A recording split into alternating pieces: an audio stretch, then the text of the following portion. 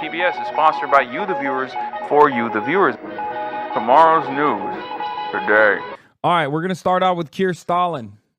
News from the UK. Who must go? Hasan must go. Who must go? Keir Starmer must go. All right, I got to pee real quick. Keir Starmer, after just 2 years in office, he made the announcement this morning at his official residence. Chris Livesay is outside Parliament in London. Chris, good morning. Good morning, Vlad. Well, that pressure had been mounting on Keir Starmer for weeks. As recently as Friday, he remained defiant and said he wasn't going anywhere. But this morning, things changed. Just a couple of hours ago, that defiance was gone. Britain is due for its 7th prime minister in only 10 years. Every decision I've taken has been about putting the country I love first. That is why I will resign as leader of the Labour Party. When Keir Starmer led the Labour Party to a landslide victory in 2024, many Britons thought the country's revolving door of prime ministers had finally stopped spinning. Instead, there it twirls again. Britain's economy has remained sluggish. Many voters are still struggling with high prices, high taxes, and overstretched public services.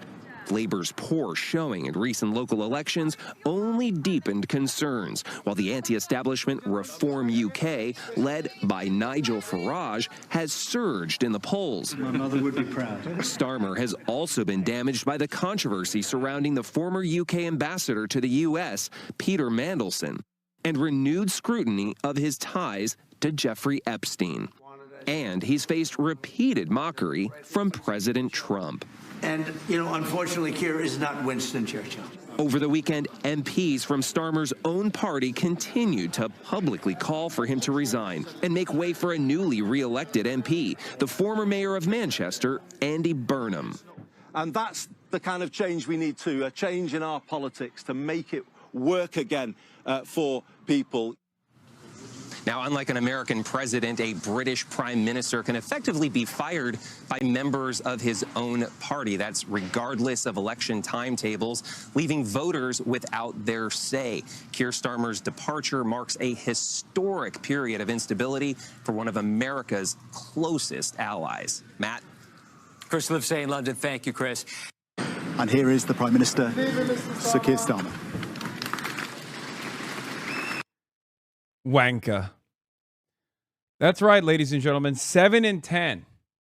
7 in 10. A state of disarray. Keir Starmer is out. And he's at number 10 Downing Street, coming out of that room, perhaps for the last time, to deliver his resignation speech. Now, what does this mean for the future of the Labour Party? Why did this happen? Why did you lie about the UK grape report? Was it cause they banned you, dog zapper? The grape report. I think these are some of the most malleable people of all time. Brother, you are... I want to say you're sheep, but you're not even sheep. You know what I mean? You're like a fucking amoeba. It's so easy to manipulate you. It's unbelievably easy to manipulate you. And it's always people who think that they're actually free thinkers. You know, they're not sheep. It's incredible. They just dangle a little bit of red meat in front of your eyes. Maybe jingle some keys. And that's it. That's your primary focus. They literally turn around and Rupert Lowe, one of the dumbest motherfuckers in British politics, can come out and be like, yeah, we compiled a rape report. Yeah, it turns out all the rapes in the UK is so Muslim, man. And you're like, wow, that makes a lot of sense. I was already fearful of Islam. It turns out everyone that was ever doing a rape in the United Kingdom was actually Muslim. Look at that. I will not be questioning. I will not be questioning the veracity of these claims being made because I'm a fucking idiot. Yeah, that's why 87% of sexual assault cases are white. Guys, those are fake and those should be allowed, yeah? It's only the Muslimic style sexual assault violations that we should be prosecuting because I don't care about actual fucking sexual assault. I just care about making sure that we have sufficient cause for deporting the fucking Muslims, yeah? It turns out you can get away with whatever you want. You can make claims about whatever you want as long as you're making them about Muslim people, and these guys will fucking eat it up. Yes, dude. Muslims are also stealing all of your funds. They're actually being put in luxury five-star hotels, fine dining accommodations, all halal, of course. And that's the reason why your trains aren't running on time. That's the reason why you haven't had a decent job in decades. It's because the Muslims came in, and Keir Starmer, who is obviously secretly Muslim, has continued that process, just like the past 14 years of Tory leadership that actively wanted to take money away from you and give it to the Muslims directly. It's true. This is actually happening, and I support it. I love it, and I support it, and we should do more of it, honestly. Yeah.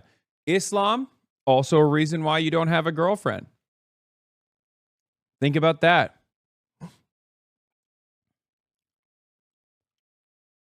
One in 5 people arrested over 2024 riots have since been reported for domestic abuse. Wow. Yeah, but that kind of domestic abuse is all right? When fucking England isn't winning, for example, that's the type of domestic violence that is as British as jelly fucking ew. You know? As British as banger and mash. As British as a prime minister resigning in disgrace after a short tenure. Speaking of short tenures of deeply unpopular British prime ministers, Keir Starmer expected to announce his resignation at number 10 Downing Street.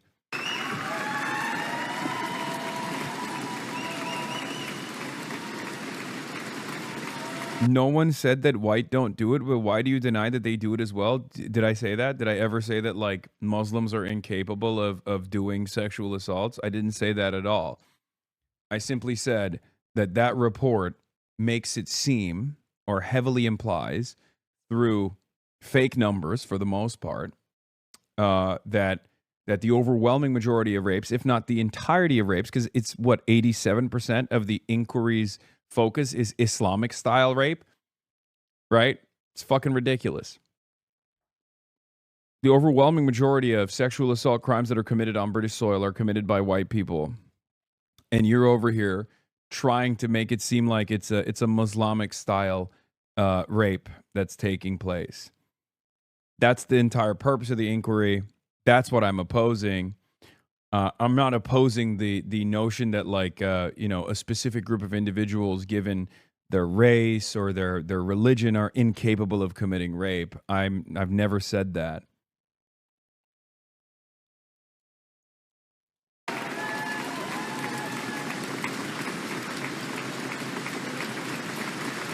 And even the per capita argument doesn't make sense either, because of the if you want to make the correct per capita assessment, you have to make it off of the same age and same demographics.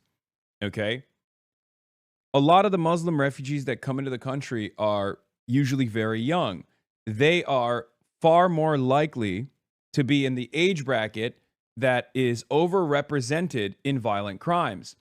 If you look at the white demographic and adjust it to the same age bracket that the majority of Muslim refugees are, you will realize that the white predisposition towards violence and crime, violent crimes in particular, is still higher per capita than the Muslim refugee proclivity towards crime and violent crime is. This is how you do appropriate statistical analysis. Not that I care about it, because I don't think that we should be looking at entire races, or we should be deciding that, like, entire races of people are actually readily available to do crimes. That's not how I do politics. That's not how anyone should do politics. That's how you arrive at eugenics. But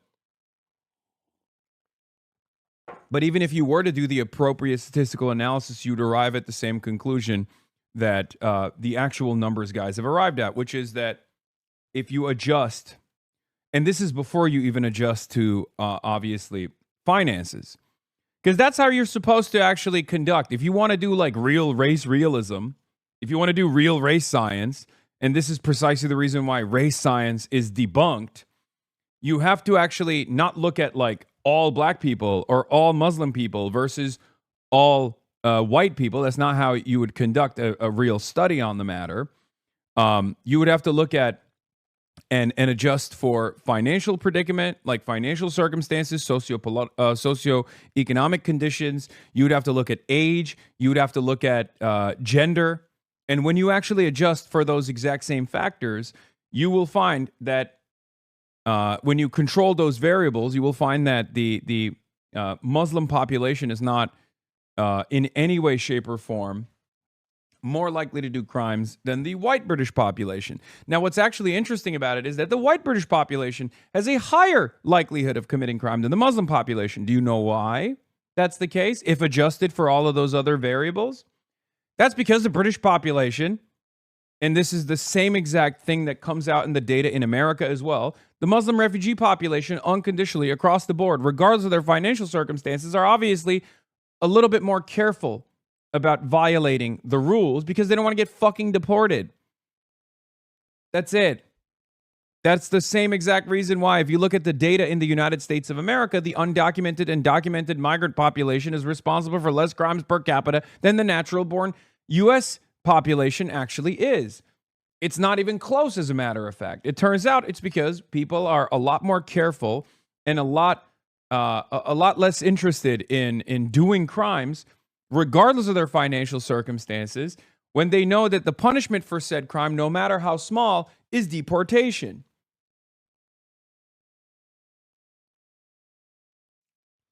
I love that the starving Marxist, by the way, has come in here. Per capita and turning a blind eye to the woke was the tipping point for reform and restore to get the momentum to change Britain. Yes, lying about Muslim people raping white women. You never read the report. They violate the rules and they don't get deported, homie. Starving Marxist. You're going to keep starving with that fucking idiotic mentality. Okay? Stop talking about British politics. You said Iran was pushing U.S. shit in, just wondering when Iran got through the blockade. Hey, starving Marxist, I have a question for you. Did you see the memorandum of understanding, the ceasefire negotiations that are taking place right now? Has there ever been a point in history where the more powerful country has actually launched a war against a much less powerful country, and then the much less powerful country gained leverage as a consequence of that war that the much more powerful country launched? And then, in an effort to come to a reasonable conclusion, the much more powerful country decided to actually release a lot of the unnecessary economic hurdles that they had placed upon the much less powerful country. It's just maximalist cope here, it seems. You are quite literally refusing to recognize reality that is unfolding right in front of your eyes. Iran is winning because they sent lawnmowers to the desert and blew up old tech. Okay. Keep coping, bitch boy. Stop debating a bot, bro. Yeah, no, that's right. 110 days later, America is basically begging Iran and has completely rerouted its Middle Eastern foreign policy, okay, and has offered more sanctions release than Barack Obama ever did. Iranian oil is currently being traded around the globe with no impediments whatsoever. And this dumb fuck is like, yeah, dude, Iran didn't win, actually. Can you point to a single victory that Donald Trump got out of this? Okay, Donald Trump don't give a fuck about the Hormuz. He's exposing it so supply chains correct themselves. Oh, starving Marxist happens to be a Trump supporter. Interesting. This is my favorite type of hog. Okay, this is my favorite type of hog. This is not a MAGA communist, chatters. Don't be stupid. He just uses that name to make it seem like he's in any way, shape, or form a Marxist. He very clearly isn't. Iranian oil being traded. Say thank you to Trump. I mean, I think you should say thank you. If you care about Iranian oil being traded in the international market, you should be saying thank you to to Ali, Hazrat Ali. You should be thanking the IRGC, Galibaf, the former Ayatollah, the late Ayatollah Ali Khamenei. Those are the people you should be thanking, because those are the people. If that's what your goal is, if that's what you think is great, you know, I'm not making any inferences here, right? I didn't know getting shit pushed in meant the pusher is getting slapped. Buddy, I don't think you understand how words work at all. I don't think you understand anything. And the reason why I'm assuming this is because you literally refuse to recognize what's going on right now. I mean, literally, read any article, please. First round of U.S.-Iran talks ends with high hopes and big challenges, okay? Look at anything. Look at anything that has come out of the deal so far. Why is the United States of America currently not controlling the Strait of Hormuz? Why is the United States of America doing a ceasefire negotiation with a much less powerful country? How is this in any way, shape, or form victorious for the United States of America? Now, you're a fucking idiot, and there are plenty of people like you out there who are obviously still going to be running on fumes, running on copium fumes, assuming that things are actually great, things are actually fantastic, America's number one, and America's destroying all of its enemies around the world. But there is a level of copium that you can't go beyond. Like, for example, when America is forced to the ceasefire negotiation and gives so many of the amenities that the Iranian government had fought for, had asked for, like this. Iran's Foreign Minister Arakchi announces that the U.S. has now launched a $300 billion reconstruction plan, waived all oil and petrochemical exports, lifted the naval blockade, and released some frozen Iranian assets, extracting all these items shortly before the delegation walk out over the Trump assassination threat. All parties agreed to a roadmap to reach a final deal in 60 days. This roadmap won't start, and Iran refuses to implement any commitments if Israel doesn't fully withdraw from southern Lebanon. And all fighting stops, with Arakchi saying a newly established Lebanon deconfliction cell is the first real test of the deal. Israel has refused to comply with Lebanon deconfliction cell, with Defense Minister Katz declaring Israel will not withdraw from the security zone in Lebanon, and Ben-Gvir vowing not a single inch of withdrawal, directly violating the MOU's first clause and stalling the entire 60-day roadmap before it can begin. Does the first part of this negotiation make it seem like Iran is losing, or Iran it does not have the leverage? Not enough to fix the structural damage? Again, unbelievable copium. Unbelievable copium. Oh, it's just $300 billion, dude. Oh, dude, it's just $300 billion that we're giving. Point to a single fucking war where the victorious party has done this. Point to a single fucking war throughout history where the victorious party turned around and gave $300 billion to the losing party. That has never happened, you fucking idiot. And before you say World War II chatters, that's not how that works. World War II was an unambiguous defeat. Vietnam War, unfortunately, America was not the victorious party in Vietnam, and America actually had to literally pay Vietnam money because they lost the war in Vietnam. They just refused to do so with this fake POW MIA initiative that they cooked up. America was supposed to pay Vietnam far more.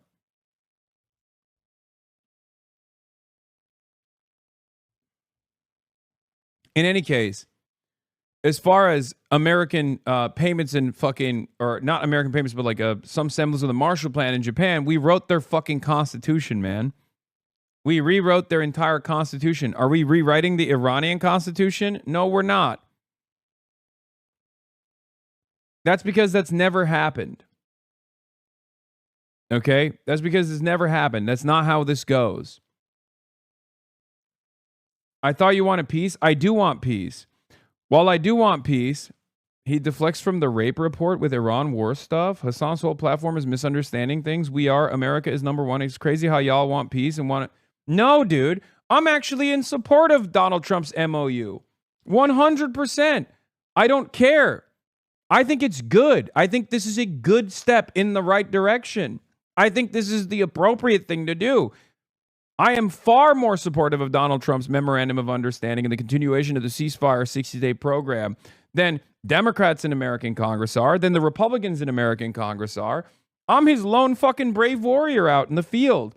My frustration actually revolves around the fact that Donald Trump is not committing to it and is ruining his own ceasefire negotiation. I don't like that. I think that's actually very frustrating. I hate that. I hate that Donald Trump is not fucking following through on his own commitments. Anyway, let's get to this dumbass who just had to resign in disgrace before we deal with a metric ton of new hogs that are coming in here to say some of the stupidest things I've ever heard in my entire life. I genuinely did not think there were people like this out there in this day and age who are like, he's using the Iran situation to distract from the rape report. Nobody fucking cares about the rape report that was established and dealt with in 2013, you fucking idiot. You think this is new information because you are a fucking bot. All it takes is for Elon Musk to turn the dial in your direction. It's none of this information is new. Many of the information in the rape report, as far as I've seen, I haven't done a deep dive into it, but many of the information in the rape report is complete conjecture, completely fucking made up. Like, and the real incidents that they're covering in the rape report are old incidents from like 2013. It's just new to you because you're a fucking bot. It's that simple. Okay? Equal parts cope and seethe. Okay, buddy. Okay. It's new to you because you're a fucking idiot. You're a goddamn bot. It's like, you know, the chip meme that people use, like the gray NPC chip meme. It's just like you take out the one chip and then you substitute it with a new chip. That's literally it for you. Someone dangled this in front of you and you went, this is my new thing. This is it. I can't believe it. Yeah, guess what, dude? Fucking Pearl Harbor happened. It's like, is it that simple to fucking manipulate you where we could just like show you the Pearl Harbor reports and you'd be like, why are you not talking about Pearl Harbor? Why are you saying Hindutva? Now I know Iran lost. Thinking Iran won is crazy. Cope, man. Okay, dude, keep repeating that to yourself. Keep repeating that to yourself, buddy, and maybe it'll be true if you keep repeating it over and over again like a fucking mantra.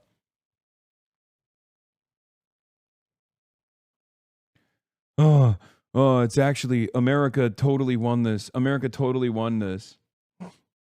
Stop arguing about the MOU. It's better if they believe USA won the war, less likely to make a stir over it. No, I want to be clear about this, okay?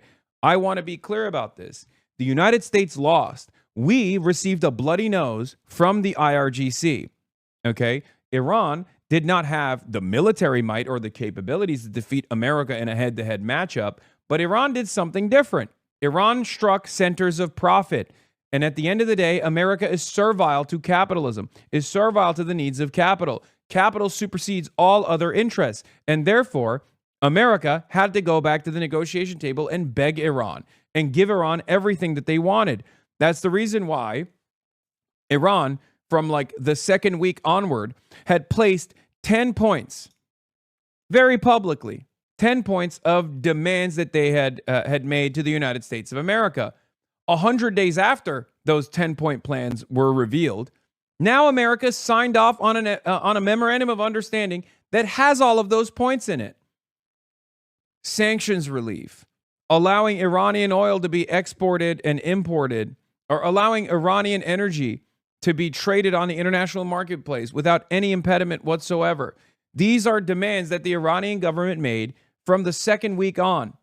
So now, 100 days after the fact, America signs off on all of those demands, implying that they recognize that this was an unambiguous defeat for the United States of America. The reason why I think we have to be honest about this is because I'll be very clear. It's good that we took a bloody nose here. We have to stop waging war all around the world. We have to focus on ourselves, okay? Because America, the entity, and its foreign policy apparatus and its goals are not in line with the goals of Americans. I care about the Americans, okay? I don't care about America, the entity, or a collection of different interests that advance the profit advance the profit motives of the military-industrial complex. I care about Americans and their well-being, okay? So while this is quote-unquote bad and humiliating for America, the entity, it's actually pretty good for Americans. It's really good in the short term because now you don't have to pay more for gas, okay? There is obviously an inflation crisis that's taking shape right now, and Americans are not going to suffer as nearly as bad as they possibly would have if this war continued. Okay?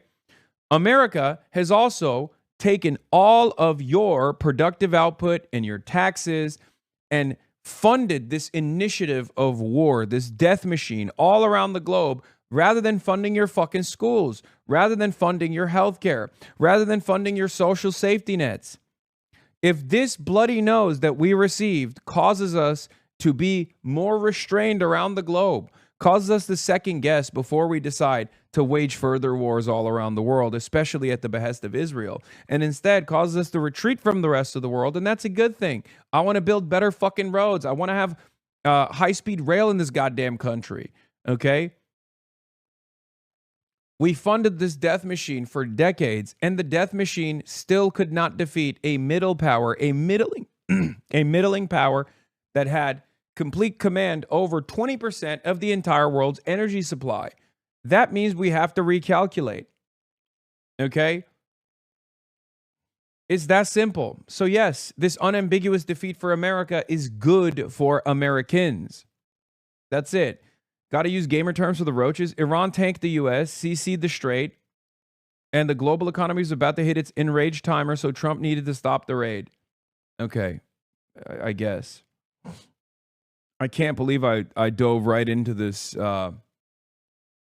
this Iran thing. I truly did not believe that there was this level of copium amongst the MAGA bots, like the cult, that were running around being like, yeah, this is actually a fucking resounding victory for America. Thank you. Thank you. Walking up this street 2 years ago was the proudest moment of my life. A new Labour government, the first in 14 years. A page in our country's history turned after years of disappointment and despair. The chance to change the lives of millions of people for the better. That's what I came into politics for.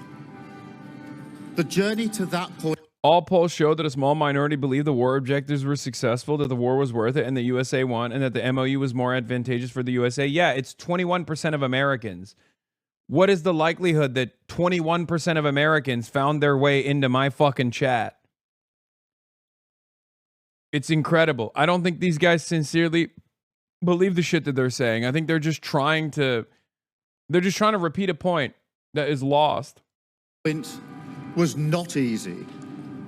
6 years ago, I inherited a Labour Party that was politically, financially, and morally bankrupt.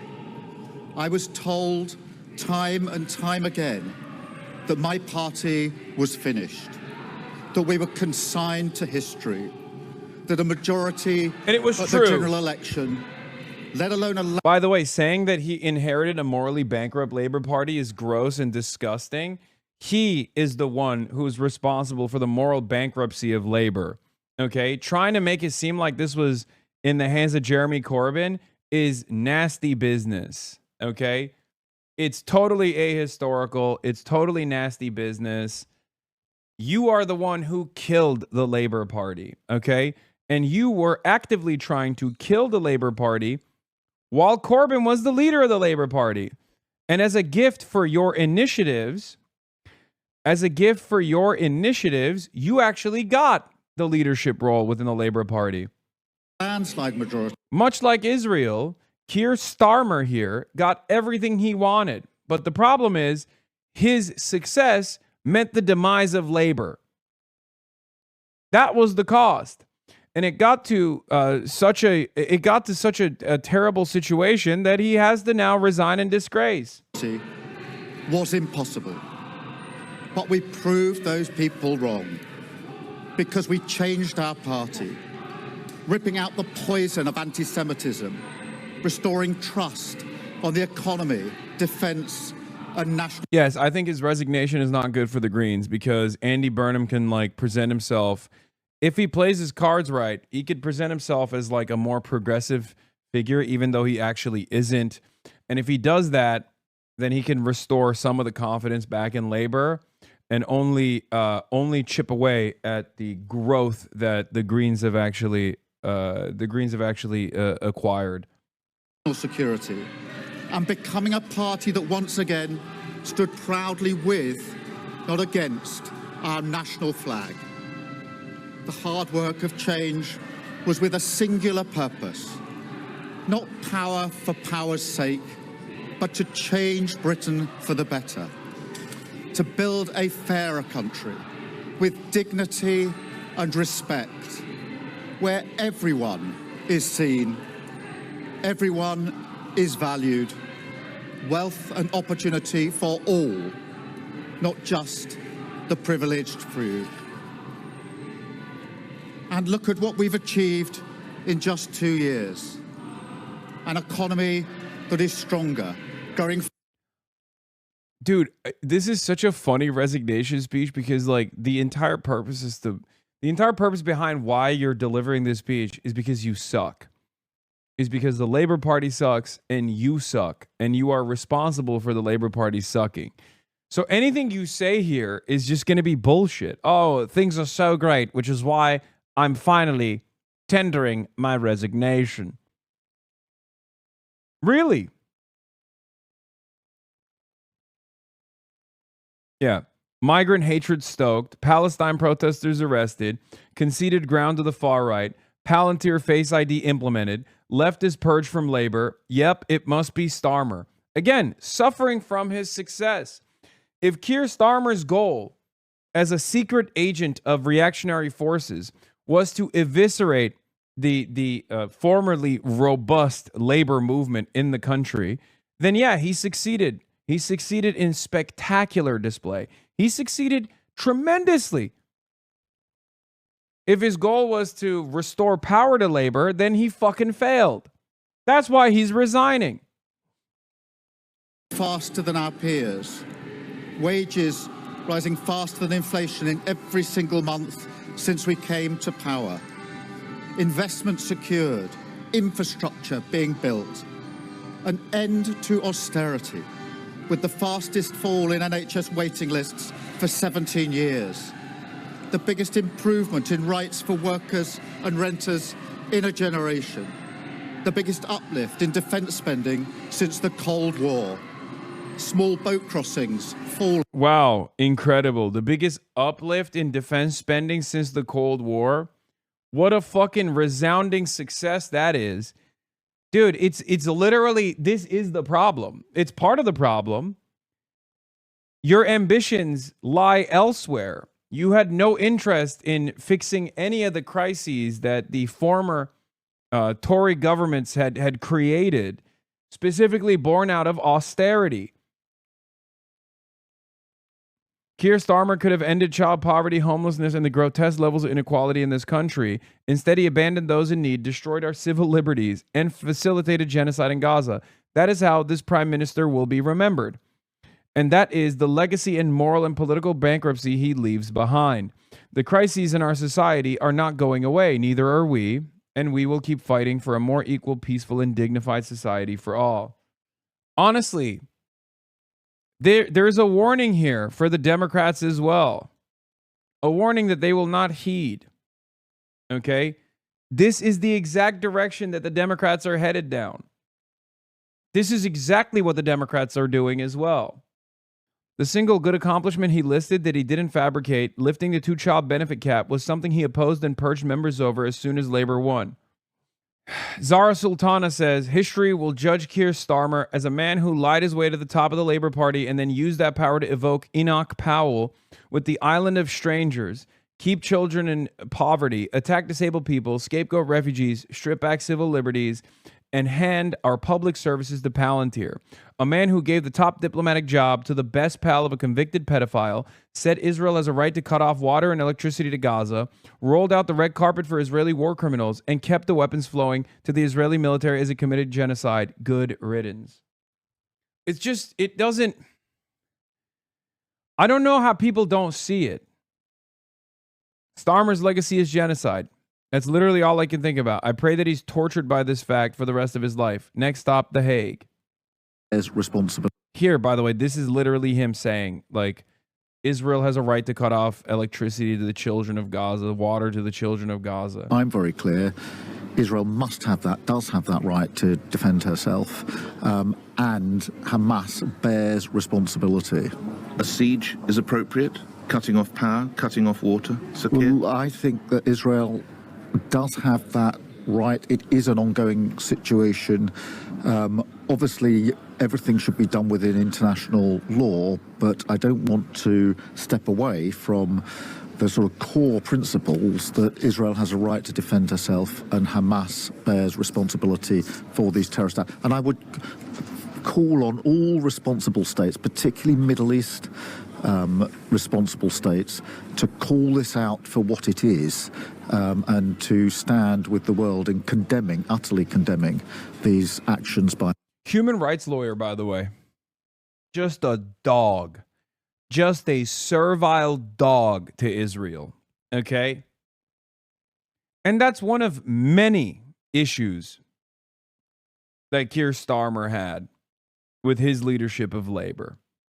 It's a litmus test. It's perhaps the most immoral. It's the most obvious inconsistency with any kind of like humanitarian principles that you abide by, supposedly, as a leader of a Western liberal nation. But that's why I always say Israel is a phenomenal litmus test to help you develop a better understanding of where these guys' loyalty is. Saying herself is sending me, yeah, that's how you can identify someone being an ultra-Zionist too. Referring to Israel as her. I only hear that from, you know, people, not even just like regular Israelis, but like Israelis who are really, really into Israel. Asylum hotels closing, protecting young people from social media. Asylum hotels closing. Oh my God. Even in his resignation speech, he's leaning into far-right nonsense. And 500,000 children being lifted out of poverty because of the choices that I made. Our reputation in the world restored, with Britain once again standing up for decency, respect, and the rule of law. Securing trade deals, standing with Ukraine, standing up for our values, and rebuilding our relationship with our allies in Europe. Change promised. God, I hate him so much. He's just such an animal, dude. He is such a piece of shit. Boiled excrement. Just nothing redeemable about this man. No fucking riz, no charisma whatsoever, and his worldview is so broken, so flawed. Is he actually mentally impaired? I think this level of zealotry demonstrated towards a defense of neoliberalism at a time when liberalism is in crisis once again is mental impairment. Like, he is such a loyal servant of capital that it does come across like he's mentally impaired. Like, it doesn't make sense. You're like, what are you talking about? Oh, really? Oh, really? You brought back international law? Dog, you had the Israeli fucking president. You rolled a welcome mat for the Israeli president. What the fuck do you mean? You actively flew to Cyprus, where the Royal Air Force base is, and you celebrated the British Royal Air Force's surveillance operations and targeting operations that were aiding and abetting the Israeli genocide of Palestinians, and now aiding and abetting Israel's war crimes in Lebanon. You fucking bitch. No one believes this shit. No one. Especially because the right-wing reactionary forces like the Tommy Robinsons of the world don't like you anyway. The Israeli agents on the far right that the Israeli government is funding, okay, and facilitating to disrupt normal British existence, to foment hatred towards Muslims, those guys will never fuck with you. So who is this for?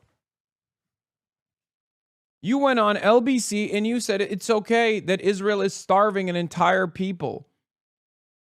And that was early on. Yeah, he defended one of the Fairford Five as a lawyer. He was a human rights lawyer. He successfully defended the exact same kind of action that the Palestine action was committing against the Iraq war. When he was a lawyer, he successfully defended his client from prosecution for engaging in the exact same kind of direct action that, as the leader of labor, he turned into a prescribed terrorist action. It's insane.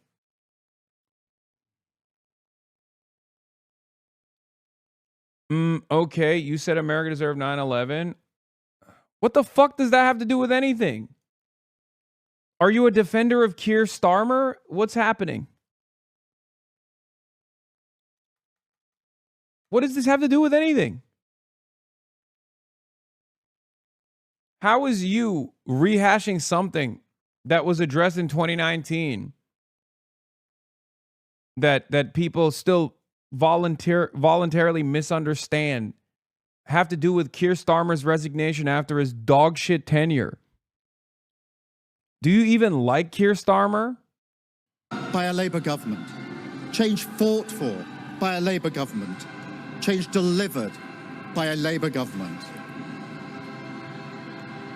But I know the question being asked now is not who was best placed to change the Labour Party, to take us into power and to begin the vital work of improving lives for millions of people. Those questions... Abe Lovely sends his regards. True.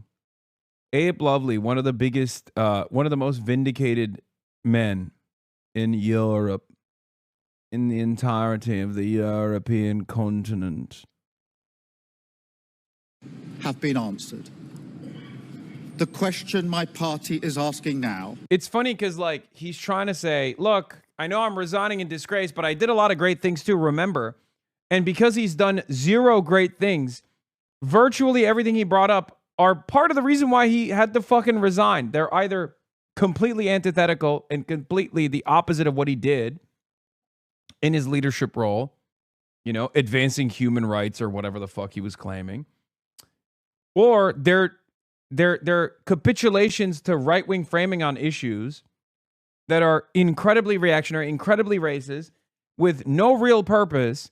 He did not win anybody over with these actions. Like, oh, the asylum seekers, we've destroyed their hotels. There's no more hotels for asylum seekers. Like, when he says stuff like that, you have to wonder, like, who is this for?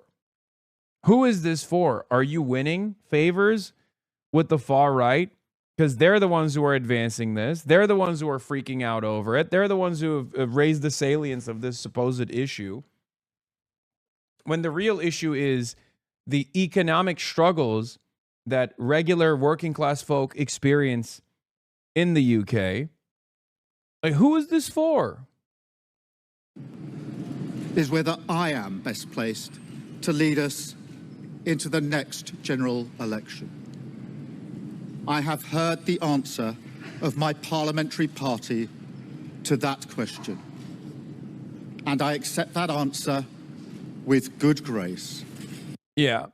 Starmer was the model embodiment of a near Matt Iglesias, Jonathan Chait vision for liberal governance. Purge anyone left of you and treat them with disdain, while abandoning all campaign promises and moving rightward, which failed to appeal to the conservatives and only emboldened the fascists. This has been my warning in perpetuity at this point. I've been screaming about this rightward shift in center-left governance in Europe specifically, but also within the Democratic Party here in the United States for a fucking decade. And all we have gotten in that same time frame is moving further and further, the Overton window shifting further and further to the right, which has only galvanized and emboldened the far-right fascist forces. I've been saying this for a decade now, okay? This was also my direct warning when Keir Starmer won, if you recall. At the time, I was in Croatia.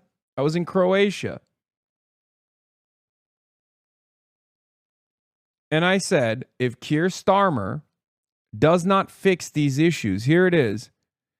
Hasan in 2024 correctly predicted the downfall of Keir Starmer and the rise of Reform UK. If Keir Starmer continues with austerity, privatization, and conservative policies with a red sticker, we're talking Reform UK, Reform takes over. You're staring down fascist mobilization in the UK like you've never seen before. I really, really, really hope I'm wrong, but I'm telling you right now, it feels like we're at the precipice. If Keir Starmer continues with austerity, if Keir Starmer continues with privatization, if Keir Starmer continues with conservative policies with a fucking red sticker on it, okay? I'm telling you, if he does that, we're talking Reform UK, whatever the fuck it is. Maybe Reform takes over the Conservative Party entirely. Maybe it's just simply Reform. You're staring at the barrel of a goddamn gun, okay? You are staring down fascist mobilization in the UK like you've never seen. I really, really... Yeah, and lo and behold, that is precisely what happened, okay? That was a warning in July 2024, but that warning was not first addressed in July 2024. Throughout my career as a political commentator, I have issued this warning about the rise of fascism in Europe over and over again. That's why you can go back to 2020 and you'll hear similar things that I've said. You can go further beyond 2020 and hear the exact same shit. Okay? What is this? It appears a foregone conclusion that the British Labour Party is about to take the path blazed by Obama, squandering a once-in-a-lifetime opportunity. Yes. Yes. Anyone with political analysis worth its salt is going to see this. That's why I always say it's not unique to just myself or Michael from Pennsylvania. All you have to do is be honest. Okay? All you have to do is be honest. Another famous moment was when Hillary Rodham Clinton looked at the European center-left, supposed center-left parties, and urged them to capitulate to right-wing framing on immigration. Hillary Clinton said that was the right move. If you recall, this was like back in 2020, I believe. It was even earlier than that. Maybe even like in the 2016 cycle too. And I kept repeatedly saying over and over again that this is a horrible mistake. All you will do is galvanize the right. You won't win any votes, and you'll just legitimize the grievance. A grievance born out of complete hysteria. This is why I started watching you. I've been saying this exact same shit about Starmer, but my immediate environment never agreed, and I'm not a streamer, so no one gives a shit, lol, yet here we are. Well, I am a streamer, and no one still seems to give a shit. But yes, this is the third way method. This is the neoliberal method. Okay? And I don't know anymore. Maybe these guys are genuinely in the pocket of the far right. Like, I always assume that it's part stupidity, part negligence, and it's not a deliberate attempt to generate a fascist right-wing mobilization in the country.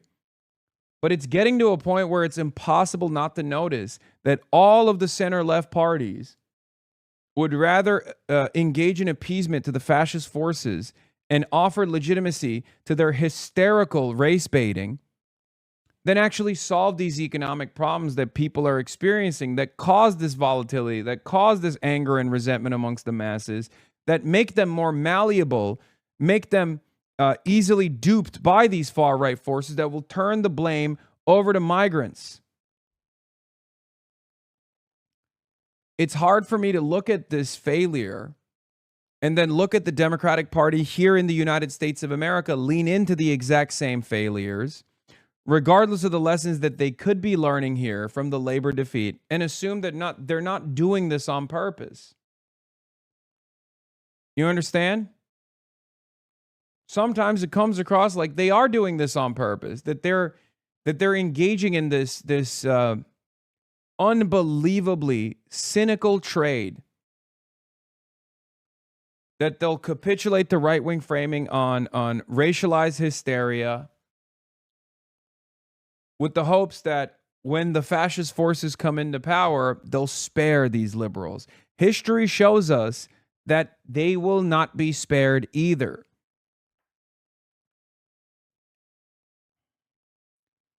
The only thing Keir Starmer has to his name is a more surveilled British internet, a prescription of anti-genocide protesters, pensioners being arrested for showing support to anti-genocide protesters, and a pandering to fascist forces on the issue of immigration. No solutions to the economic struggles that people face, and just a steady pivot to the right. It's disgusting. Well, and then banning me as well. That was cool. That was very cool that he did that. Yeah. He was a servile little piggy to Donald Trump. He was a servile dog to Zionist interests on the foreign policy front.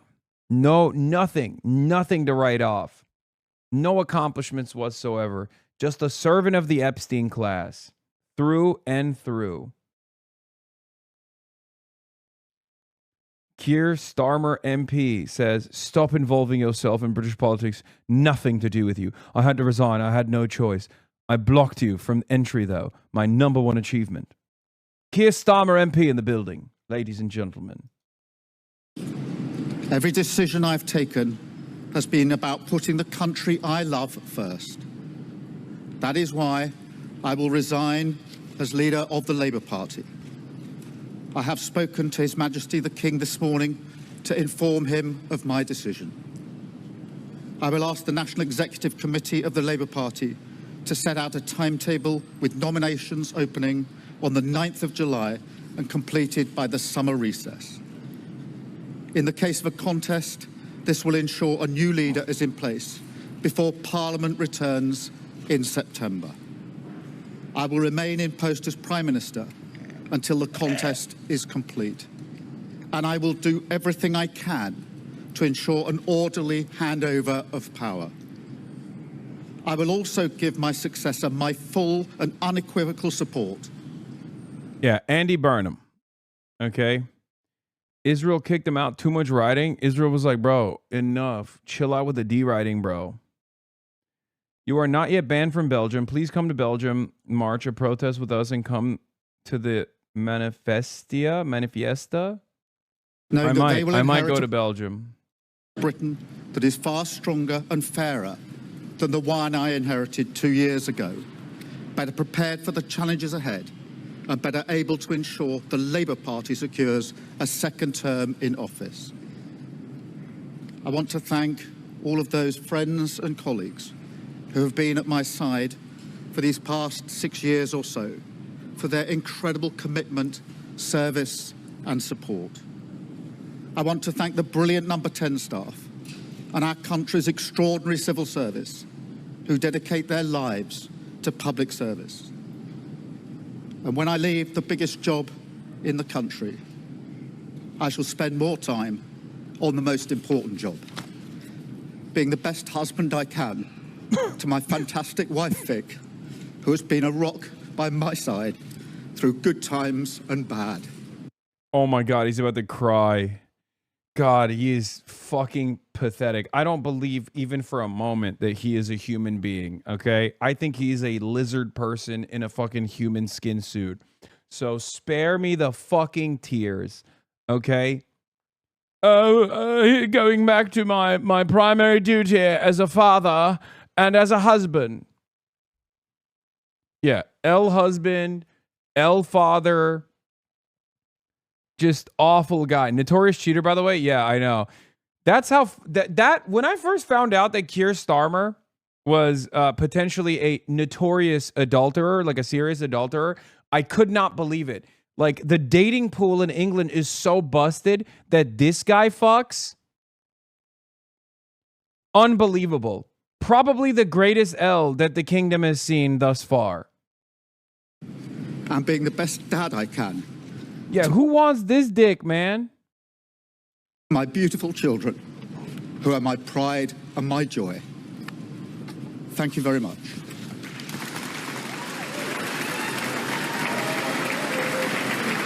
But then I'm reminded that Boris Johnson also fucks, and you know that's a somber reminder that it is British politics and British culture is totally fucking busted. Anyway, let's see what Zach Polanski said. Our country needs a bold change of direction. Starmer lost confidence in the country because of his abject failure to challenge the power and wealth of an establishment which is taken for themselves while leaving the vast majority in a cost of living crisis.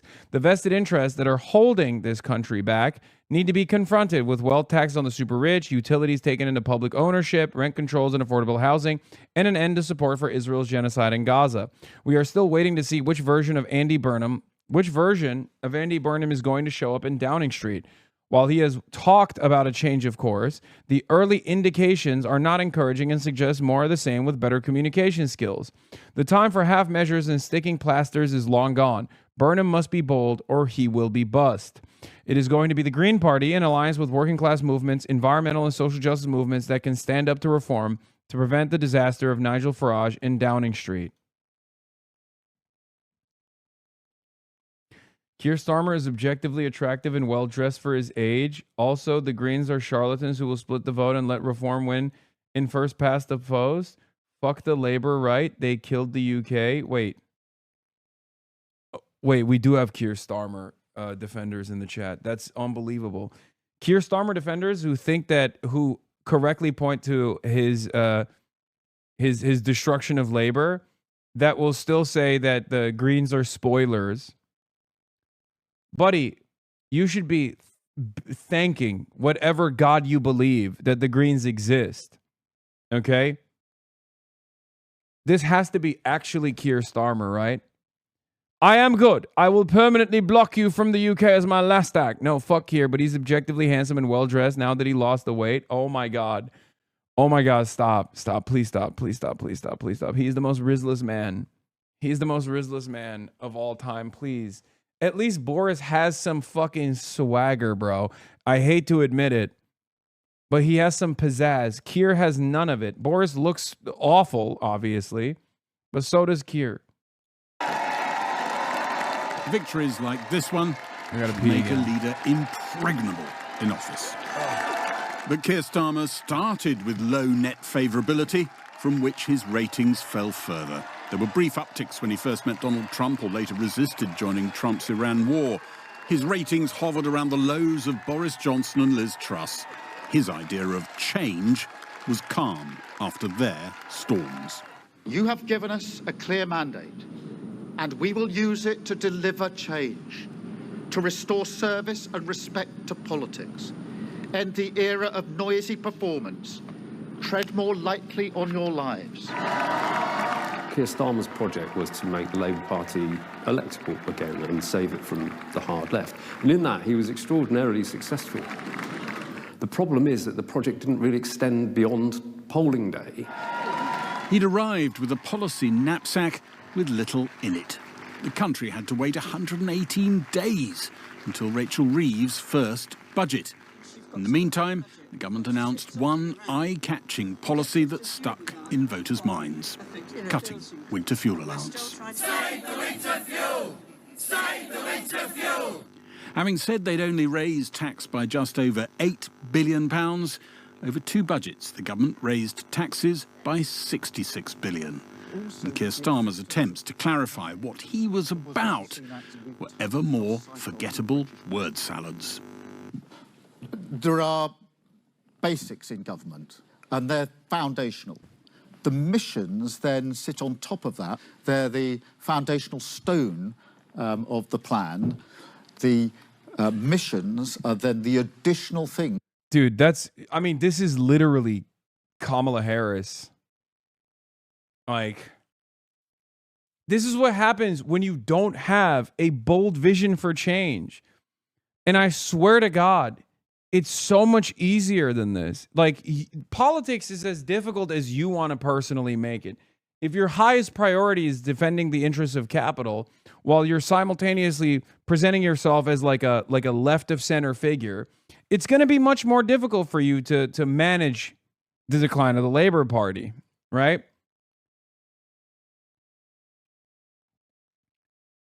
This is literally the classic like Democratic Party line, where you say, well, we have concepts of a plan that we are choosing to implement in the near future that will, change our attitude towards a plan for progress. And it's like, dude, just fucking say you're gonna destroy 14 years of Tory austerity. That's what you were elected to do. That's it. Why is that so fucking tough? I guess it's tough when you are a servant to capital, though. That we want the government to do, and the plan for change then takes them forward with measurable milestones. He didn't have the thing of being a storyteller. To those who knew Keir Starmer in his legal career, his limitations weren't surprising. We, the senior lawyers in chambers, we used to fight over who would have him as our junior in our cases, because he was just so assiduous in his preparations of things. Judges liked him, great with legal argument. I wouldn't have said he was a jury lawyer, and so that may explain in some way. I wouldn't say he's a jury lawyer. Okay, well, that's kind of really bad if you're going to be the front-facing leader of the fucking Labor Party. Oh my God, what a fucking humiliating thing to reveal. This is the most British way to cook. Your former colleague, by the way. She just straight up said he had no charm whatsoever. Ways that he wasn't a storyteller. Stories are the stuff of life, and telling the stories of how, and telling the same old story about your father being a toolmaker isn't good enough.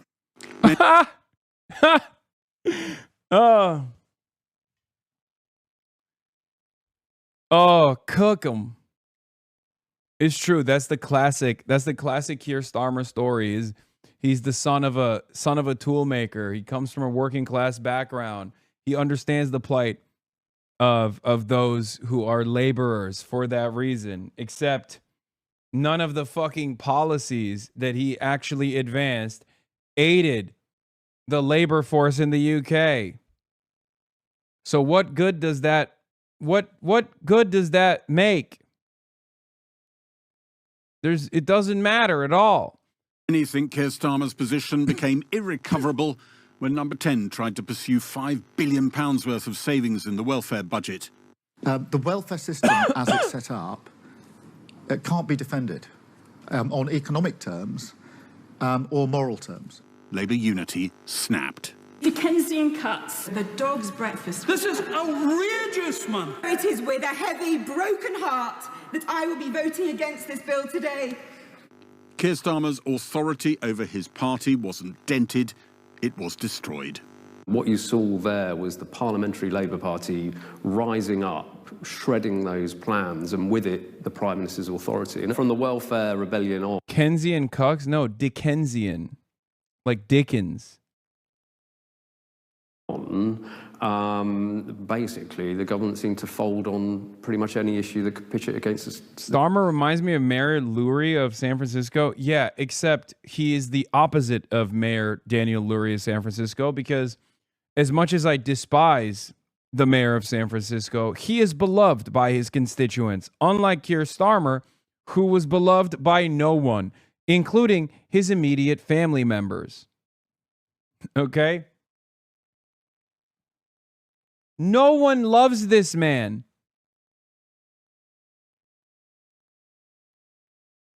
Not his friends, not his family, virtually everyone that has spent any time with him will say the same thing, that he was rizless. He was not exactly a joy to be around. Unbelievable charisma suck. Just terrible altogether. Pitched against the Parliamentary Labour Party. Most people would sort of acknowledge that on some level. You didn't feel he did. It didn't go in. He had remarkable levels of self-belief and resilience, and I think he was very stubborn. Marking 1 year in office, Keir Starmer had said in an interview he felt his first big mistake was when he squeezed the hope out in one of his first big speeches. Things are worse than we ever imagined. He said another regret was adopting strident language on immigration, which echoed Enoch Powell. We risk becoming an island. Yeah, we risk becoming an island of strangers. Enoch Powell is an incredibly far-right thing that he said, except clearly he wasn't all that pissed off about it, because on his way out, as we found out earlier this morning, he literally said one of his accomplishments was the ending of the asylum hotels. So clearly you were on board with it, right? Clearly you were working to ensure that you didn't become an island of strangers. No more immigration. Island of strangers. Morgan McSweeney, who ran Keir Starmer's original leadership campaign and the general election campaign, was blamed for feeding him that line, operating Keir Starmer like a glove puppet, dragging him to the right. He was dispensed with when his favoured candidate for Washington ambassador, Peter Mandelson, was forced out over links to Jeffrey Epstein. The relentless fallout from the Mandelson appointment, especially tough for Keir Starmer to take. I am angry. He lied, and he lied again. I'm angry. I'm absolutely furious. I know that Keir Starmer had reservations and was listening to other pieces of information that he had, and his own sort of reading of newspapers about Peter, and had never sort of. He was not in the friendship circle of Keir, but Morgan McSweeney was one of Peter's boys. I don't think that boy would recognise where I am now. We faced huge challenges as a family.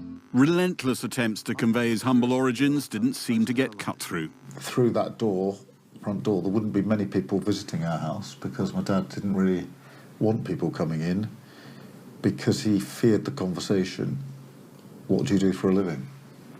And that made him retreat behind that front door.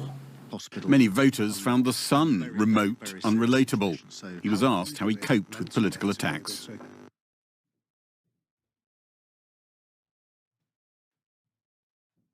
Firstly, I think I'd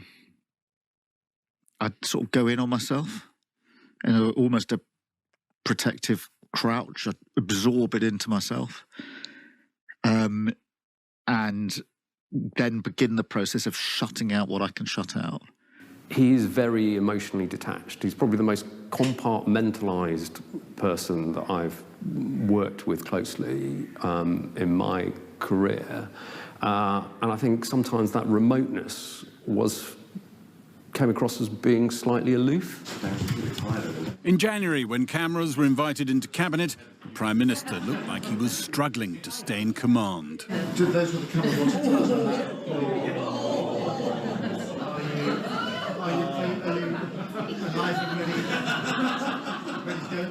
Okay, colleagues, let's make a start. Command would soon slip altogether from his grasp. Deliver for the whole country.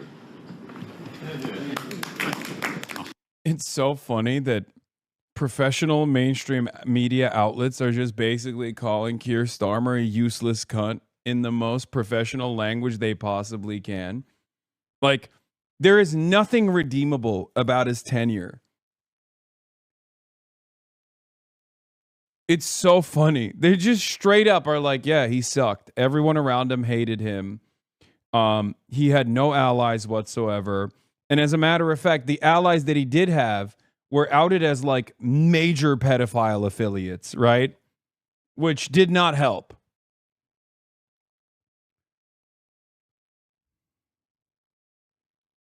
It's awesome.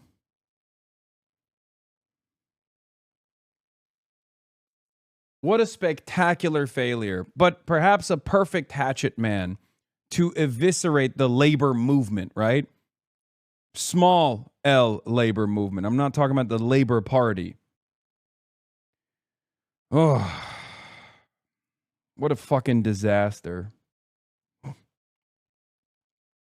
High-speed loss of authority that has ended with his removal from office. That was great. That was fantastic. Well done. The right man to remove all trace of Jeremy Corbyn from Labour and to remove the Conservatives from office. For too many, not the right man. Yeah, I'm telling you right now, that literally, like, everything that he did successfully was everything that the Democrats want to do to people like ourselves in the United States of America. Okay? Objectively, what the Labor Party, what Keir Starmer did to the Labor Party, the Democrats want to do to the DSA, to the left populist movement in this country right now, as is gaining ground in American politics.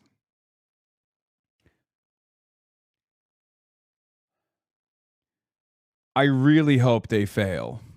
I really hope the Democrats fail, because if left to their own devices, they will unironically lead this country into ruin in the exact same way that the Labor Party, shepherded by Keir Starmer, galvanized the most reactionary force in the country.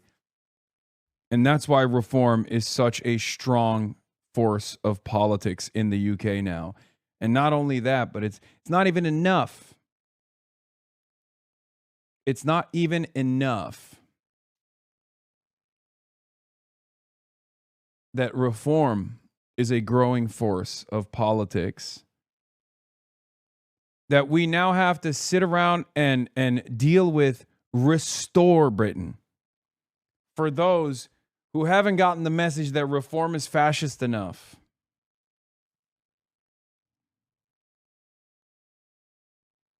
What is this? Abdul might have the mandate of heaven. Oh, yeah, I saw this.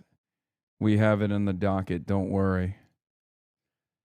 But let us continue with now who gets to take over the throne. His name is Andy Burnham. He's confirmed Labour leadership bid after Starmer resignation. Andy Burnham is slightly to the left of Keir Starmer, which is, of course, not exactly a difficult feat to accomplish. Andy Burnham, on the other hand, is also a strong and proud advocate of the Labour Friends of Israel. So he will be the stooge to Israel all the same. Andy Burnham has already said that he will keep Shabana Mahmoud in power.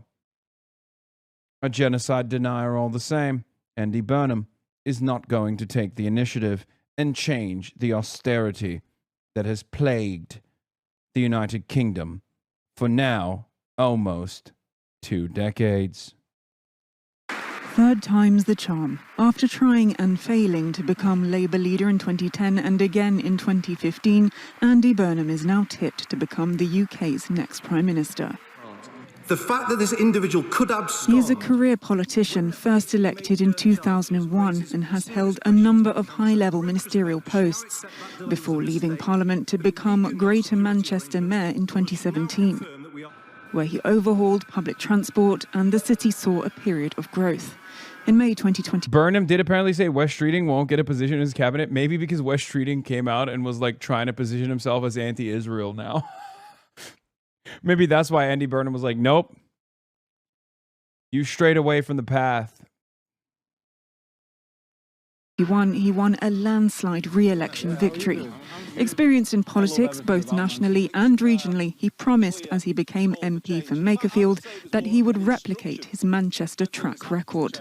We do need to bring down water bills, energy bills, rail fares, just as we've brought down bus fares in Greater Manchester to make life more affordable for people.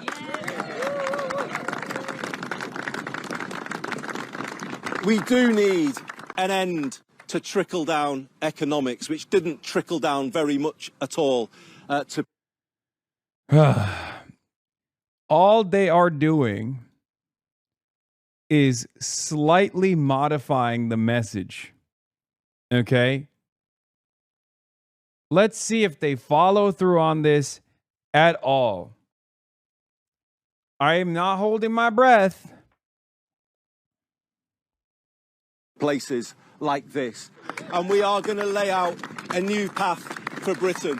There's one notable gap in Burnham's decades-long CV. On the global stage, he's a relative unknown with little foreign policy experience. In 2003, he voted in favour of the Iraq War. More recently, he called for the UK government to recognise Palestine as a state. But on the Makerfield... That is, by the way, so unbelievably marginal. I can't even begin to explain that to you before you think that that implies that he has like... he will be in any way, shape, or form different.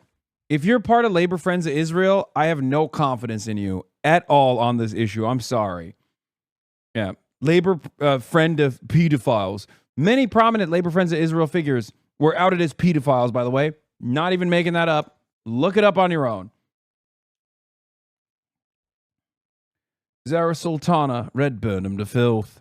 Just another reminder that Andy Burnham voted for the Iraq War, an illegal war that cost over 1 million lives. He has refused to describe the systematic slaughter of Palestinians in Gaza as a genocide.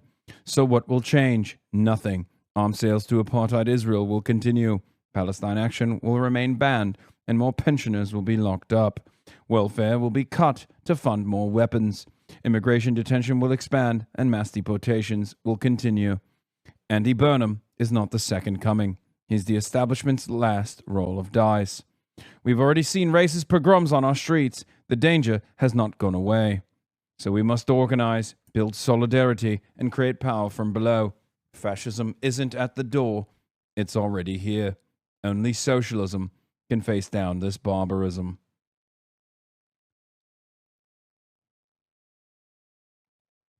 And Zara Sultana, your party MP for Coventry South. Why do you insist upon the accent? Because I'm having fun. Also, look at what they don't mention in criticizing Keir Starmer. BBC political reporters Becky Morton and Brian Wheeler managed to write 3,000 words on how Starmer failed to connect with the public without once mentioning the Gaza genocide. One of the many reasons that Starmer is deeply unpopular with the public is his complicity in Israel's massive crimes against humanity. The BBC reporters deem this not worth a mention, just tells us how divorced they are from reality. Client journalism and the Westminster bubble need to be rooted out. Can you do the accent more? It's very enraging. Good. Not saying your accents are bad, but working with an accent coach would be content. Field campaign trail would not say much more. I've got to be honest, right now I've got to focus on the by-election. That is my focus, but I was one of those who called for a ceasefire shortly after the events of October the 7th, as horrific as they were. But this is the only notch in his belt for legitimacy in this space, is that he was one of the early demanders of ceasefire. This is true. Fair is fair. No, it is. You gotta read it. You gotta grade these guys on a curb. Okay, that's just how it is. He was early in his demand for a ceasefire. Now you could say, oh well, he wasn't an MP, so it doesn't really matter. But I think it's still important to note. It's important to note. Asker, not a demander. Okay. I demanded one before him. I should run for prime minister. Yes. That was the stance that I took. So I have spoken out. 251. In 2015, when he was campaigning for leader, he said his first visit would be to Israel. That's also true. That's right. He did say that. They asked him, like, he brought it up voluntarily. He said he would go to Tel Aviv as his first visit as the leader of the Labor Party. I mean, what do you say to that? What the fuck do you say to that? Like, why are you volunteering this information? Why is that even... Oh my God. What is he, running for the mayor of New York City? Yeah, no, he became the mayor of Manchester. And he stopped saying he'd go to Tel Aviv.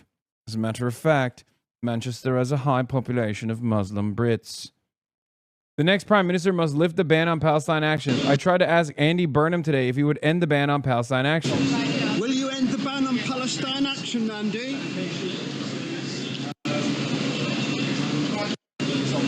Will you end... Yeah, he did not have an answer to that, it seems. It's also not clear exactly where he falls on the political spectrum, having sidestepped Labour's past infighting. The UK MOD have found Twitch. I'm being spammed with join the Royal Navy, join the Marines when I click around the side. XD. Yes, join the Royal Navy and you too can aid and abet in the war crimes of Israel. Please join. You can wear short shorts as you go and wage wars in the desert, as your forefathers demanded. Lads, it's time to reinstate the draft. Keep calm and carry on. We must put our life on the line for the beauty of the nation-state of Israel. Her goals are our goals. We must put down our lives to ensure that Israel, the greater Israel project, is implemented. Very nice. Jason Hickel responds to Shabana Mahmood, my major op in the UK, Home Secretary, member of the Parliament for Birmingham Ladywood. Shabana Mahmood of the UK Labour Party, who banned me personally from entering the country, despite the fact that I am British, as you know, as you can tell from my accent. I am a British man after all. I've been lying to the Americans this entire time. Much like Steve Hilton, I have infiltrated the United States, trying to implement policies such as making the national cuisine jelly deal. Anyway, Shabana Mahmood says, Keir Starmer led our party from the brink back to power. He won a landslide victory, which few in our party's history have done before. An achievement that will never be forgotten. In office, he put us on the path to change we promised at the last election. A devoted and dedicated public servant. We owe him our deepest thanks. Jason Hickel says, pull yourself together. He won a landslide victory and then immediately betrayed his main promises, betrayed the working class, and then went on to participate in a genocide. He deserves contempt and punishment. Jason Hickel is my goat. Visiting senior fellow at London School of Economics. Cut the shit, you're Chinese. I wish. Yeah, he only won because the Tories lost, and he learned zero lessons from that defeat. And all he did was become the Tories. It's unbelievable. The biggest issue is he came out swinging, calling for the last 40 years of failure, pissing off Blair, and wanting to take public ownership of water, power, transport, etc., like he's done in Manchester with the buses. But then the bond markets went wild, and he ran away scared. He doesn't have the spine for it. We, in the international pro-workers movement, need real advocates, okay? People who have moral conviction, people who have moral courage, people who are true believers, not people who will simply say the right things in order to gain favor with the working class, but people who will fight for those values, people who will champion these causes. The issue is, I do not trust that Andy Burnham will be that person. I think Andy Burnham is a politician. A career politician who's been in office in one way, shape, or form since 2001. Someone who voted for the Iraq War, who at times has said the right things. And that's how I calculate his Palestine perspective, right? As the mayor of Manchester, of course, he has a lot more bandwidth to say the correct things about what Israel is doing, demanding that Israel cease its hostilities against the Palestinians, as he's overseeing a large constituency of Muslim voters. What he will do with real power, I don't think is going to be all that progressive. When he was going for real power within the labor movement, within the Labor Party, it's very clear that he was absolutely servile to the interests of Israel. He even went as far as to say that he would visit Tel Aviv as his first priority if elected into this leadership role. So, Andy Burnham is exactly the worst kind of politician, one that tries to dance around these issues, one that does not have any real moral convictions, who will try to say the right thing. Keir Starmer was even worse than Andy because he would say the wrong things. At least Andy is, as a red Tory, as a right Labor member, is still capable of reading the room, but that's not going to change much. He's thought as somewhat of a political enigma. Camille Nedelec, Al Jazeera. What is this? Israel? Have you forgot the Armenian genocide or still be denial like all Turks? I don't deny the Armenian genocide, but Israel does. So I guess that's what you were trying to say here, right? On May the 7th, in the Midlands. Yes, and here is Nigel Farage. Reform UK leader Nigel Farage demands general election after Prime Minister Keir Starmer resigns. Yorkshire, all the north of England, Reform scored absolutely stunning victories in areas that Labour had dominated for the best part of 100 years. The sheer scale of our victory against Labour made it inevitable that this Prime Minister could not survive. And because of that, Burnham steps forward. So was it Britain Yahoo? Oh my God. He is Britain Yahoo. That's true. Wins quite convincingly the Makerfield by-election, ironically with the same message that we had in the local elections. Ours was vote reform, get Starmer out. His was vote Burnham, get Starmer out. Unbelievably, we're about to have our 6th Prime Minister in 7 years. I remember growing up thinking Italy was totally ungovernable as they went through a new Prime Minister every year, and yet that's where we are here. Why is it all happening, and why did we get that big number of votes in the north of England? Well, 10 years ago, on the 23rd of June, 2016, we voted Brexit. Much of our political establishment has never accepted the result. And even those that reluctantly did, namely the Conservative Party, refused to implement what voters demanded, namely lower levels of immigration and more freedom for our sole traders and small businesses. They were just 2 of the benefits we could have taken having got back self-governance. Under Starmer, the Labour Party has moved much closer back to the European Union, and if Mr Burnham wins, they'll go closer still, which means Labour voters and the Labour Party are completely divided on this issue. But the bigger point today is that of a mandate, is that of legitimacy. I've no idea whether there'll be... I think one of the funniest outcomes of Brexit was literally the influx of migration that took place from even less white populations. But I obviously don't have an issue with that. It's just that these guys who championed Brexit ended up getting the worst of both worlds. Literally, if you look at the raw data, it's actually insane. These guys were like, oh, we don't want the Polish. Like, we don't want the Polish coming into the country. And then there was an influx of migration from, like, not the European continent.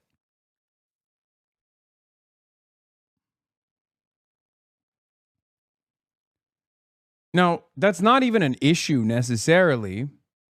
It's just funny that it's an issue for them. That's what they care about.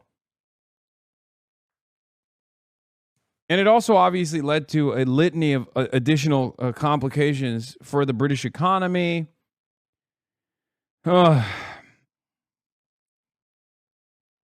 Biggest winner from Keir's resignation? Yes, I know. Lovely. He made the boss call. I cannot fathom how these guys, these fucking cockroaches on the far right, are capable of sequencing together some of the biggest L's, some of the worst punishments that the British people have experienced, and they just still survive in spite of their devastating failures, in spite of their success when it's a initiative that harms the working class. And the working class keeps looking at this and going, more, please. Yes, please, sir. Can I have some more? How is this possible? Yeah, here is the Financial Times data. The Brexit years in charts. Since the referendum, net migration to the UK from outside of the EU has risen, while net migration from the EU has moved in the opposite direction. Literally. These guys were so racist to the Polish migration coming from the European continent because they were like, we want domestic labor. We want the jobs. They're taking our fucking jobs, mate. They're Polish. They're taking our fucking jobs. And then, yeah, after the EU referendum, no more migration coming from, white but less white European countries, and an increase in non-EU migration.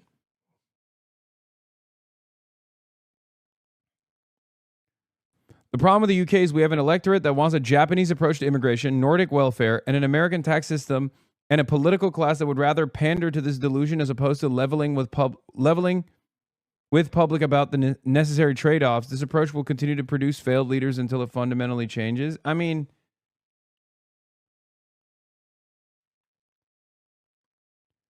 he kind of cooked. I don't. This is like a real. I mean, I wouldn't say that like there is a robust demand for this. It's just that the public has only seen that as a viable political expression. The public thinks that that's what they need. It's not super far off, but only because there is a crisis in political vision in this fucking country. Okay? That crisis is born out of ineffective leadership because there is a media class that is the biggest attack dogs for capital, and the entire political class comes from the same fucking schools. They're all friends with the same exact people that are dominating the forces of capital in the country. So the entire leadership structure and the entire propaganda apparatus is slanted in one direction. And whenever someone comes out and says like, yeah, we should do something different, we should actually serve the working class in this country, they get destroyed. They get ritualistically humiliated. They get dominated. They get called a terrorist, an anti-Semite. I mean, we saw this with Jeremy Corbyn, who actually was very effective and unbelievably popular. And he got punished endlessly for that popularity. Far more popular than Keir Starmer is, which is not really saying much. Keir Starmer is as popular as a rotting head of lettuce. But the same predicament now Zach Polanski has to withstand, right? Because in all of this crisis, in all this chaos, Zach Polanski was able to make something out of the Green Party. He was able to present the Green Party as a real alternative. An eco-socialist movement. Now, of course, the Green Party has a very decentralized structure, which I think is going to lead to a lot of problems down the line. I don't know how that will work. But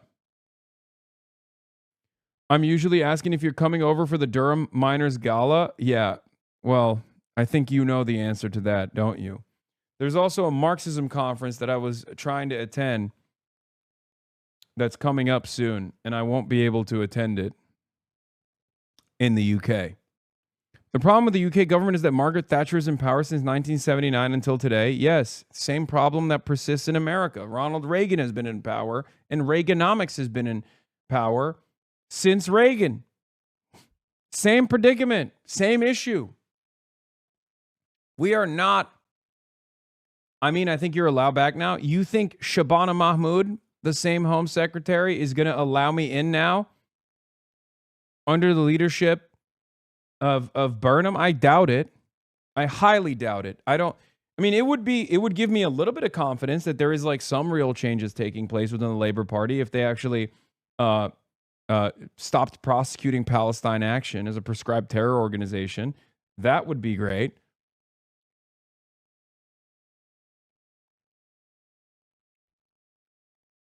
But I don't think that's going to happen. Especially considering she won't be Home Secretary when Burnham comes in. I doubt it. Yeah, my friend, Andy Burnham already confirmed that he would keep Shabana Mahmood.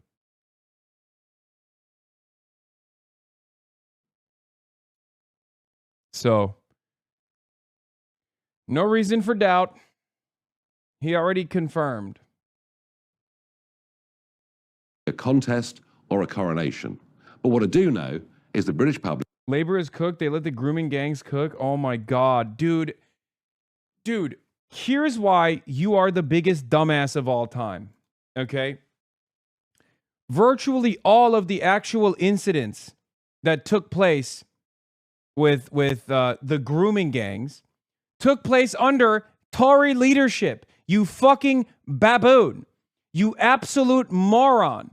What the fuck do you mean labor is cooked because they let the grooming gangs cook? Every single actual incident, anytime there was any like Pakistani grooming gangs or whatever the fuck you think happened, it took place under Tory leadership. You're a fucking idiot. God damn. Why are people so stupid? Why are people so malleable? It blows my fucking mind. Learn. Learn to read. Educate yourself.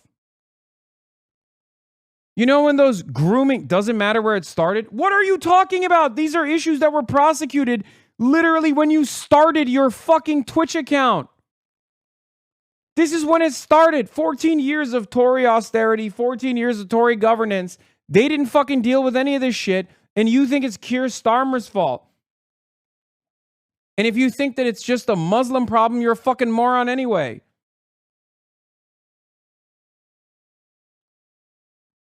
This is an across-the-board issue with British policing. They are fucking awful at dealing with sex crimes. Okay? They don't care about the facts, just the narrative. Yeah, notice how we shifted the goalposts and go, why did they not end it? How are they supposed to end something that literally happened and ended under Tory leadership 2 decades prior to their governance? You fucking dumbass. Also, this is still a problem, and it's not grooming gangs necessarily. It's not Muslim grooming gangs, okay? Sexual assault is a nonpartisan issue in the UK. Only one party is trying to make it seem like it's just Muslims doing it, okay? Stop being a fucking idiot. If there's one person on this platform that is across the board anti-sex crimes, is me. I'm not the one who's fucking running cover for the Epstein class. I'm not the one who's actively trying to move the attention away from the sex crimes of Jeffrey Epstein affiliates. And I'm not the one who thinks that sex crimes are only being conducted by roving gangs of Muslims. Okay? The guy who you are a fan of, is doing that. I'm 35 and he looks older than my dad.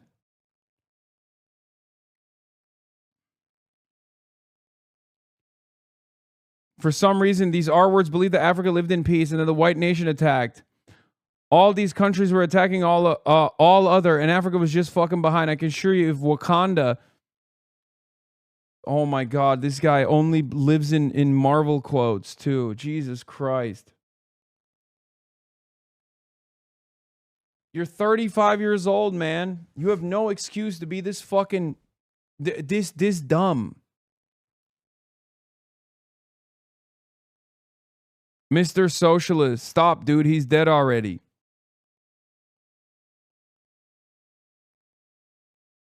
You're a fucking Disney adult. You're older than me.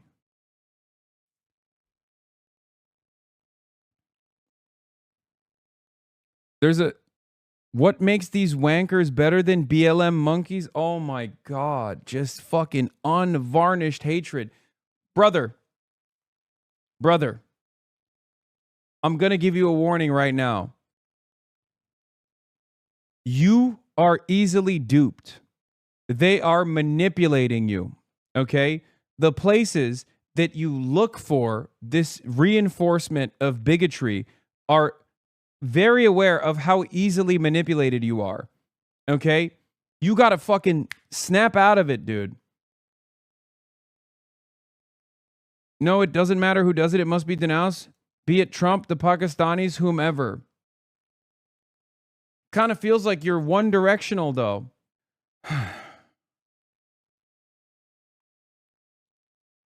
Look, racism is low IQ, okay?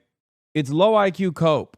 The idea that there are inferior beings out there that are lesser than you, that society is hyper-focusing on. And that is a major weakness for the working class. You got to do away with that mentality. Because the reality is, they know, guys like Nigel Farage know how fucking easily manipulated you are. That's how they did Brexit. Is your life better? No. Now, I'm not a fan of the Labour Party either, but wake the fuck up. A lot of you guys love talking about how, oh, it's the British ruling class. I hate them. But you don't realize that you're being manipulated by that same exact British ruling class, you fucking idiot. They're tugging on your heartstrings. They're making you think that it's actually, brown and black migrants that are responsible for all the crime in the country. That crime is not born out of people's socioeconomic conditions. That there's no solution. That the solution actually comes from purging the fucking boundaries on ethnic confines.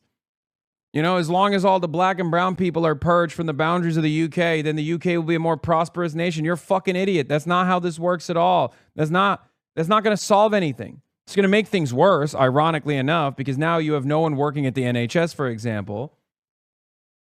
Your ass is not going to go become a nurse. You don't have the technical skills.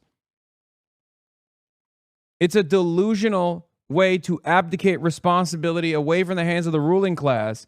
The ruling class knows how easily manipulated you are. They just dangle this shit in front of your eyes, and you fall for it every time. You're like, yes, I'm going to vote for the most right-wing party. Well, it's those right-wing forces that have defended the ruling class, and they've actually manipulated you into thinking that they have your best interest in mind. They've moved your attention away to tribalism. They've moved your attention away to the crimes only being done by the Muslims. It's just the Muslims doing the crimes, right? As long as we get rid of the Muslims, the UK will be a better place overall. That's fucking stupid. That's not true. Have simply had enough of political parties chopping and changing their leaders at will. We vote for somebody in a general election to be our prime minister. We expect them to serve their term. And barring ill health or exceptional circumstances, what is going on here, frankly, is reminiscent of a banana republic that has totally devalued the very process of general elections and democracy. We at Reform demand a general election. After all, when the Conservatives were chopping and changing prime ministers, Labour kept saying there should be a general election. On that point, the Conservative Party...